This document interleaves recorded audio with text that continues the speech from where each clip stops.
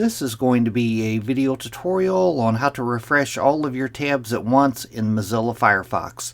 I will be using a desktop PC for this. Let me jump over to Firefox. I have the Firefox web browser opened up now.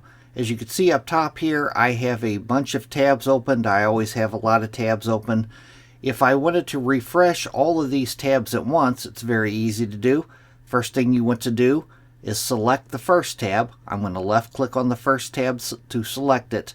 Then you want to go down to the last tab, hold down the shift key, and while holding down the shift key, select the last tab.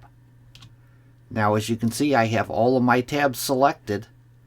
I'm going to go back to the last tab. I'm going to put my mouse cursor over the last tab. I'm going to right click and go down to Reload Tabs. I'm going to click on Reload Tabs. That reloads all of my tabs at once. That is how to refresh all tabs at once using the Firefox web browser. Thanks for watching.